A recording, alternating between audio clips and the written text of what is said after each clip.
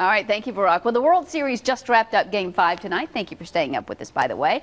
But that won't be the only baseball discussion in Nashville tomorrow. That's right, and here's why. Nashville's Mayor Carl Dean and other city leaders are now building support for the move of the Nashville Sounds to a new ballpark downtown in Sulphur Dell, right behind the tracks. Now, that raises the question tonight about what to do with Greer Stadium, where the Sounds are playing their games now. We sent Fox 17's Sky Arnold out to investigate the options. Well, there are two groups with a real interest in the future of this property. One of them is the businesses and homeowners that live just east of Greer Stadium.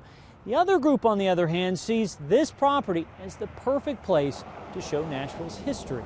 This is a Union Colonel's tunic. The Civil War. It's exactly the weight and length and everything that was carried during the Civil War. Is more than a hobby. You would carry if you were in the cavalry. For Larry Carter. I want to preserve history. Carter's group, the Guns of Fort Negley, does just that by putting on a reenactment similar to this one of the Battle of Nashville at Fort Negley.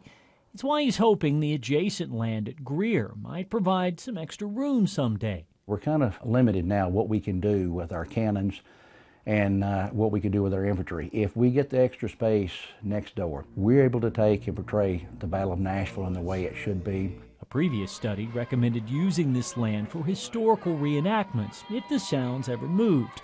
But this part of South Nashville has changed since then. We just noticed the creative energy was growing. Ryan Schimmel is among the new business owners moving in. He tells us a lot of people want some type of park here. Not something that's utilized once a week, once a month, a place where they can go in their downtime. It's possible the land could encompass both ideas or something else.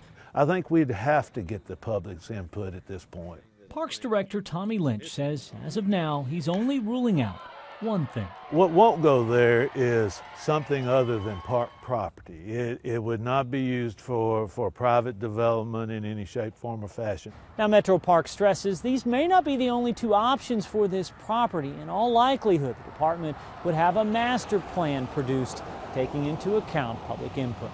In South Nashville, Sky Arnold, Fox 17 News. Thank you, Sky. Now, Metro Parks also has not ruled out the possibility of having youth baseball games at Greer Stadium if the Sounds do end up moving. There were softball fields on this property before Greer Stadium was built, and before that, Little League baseball games.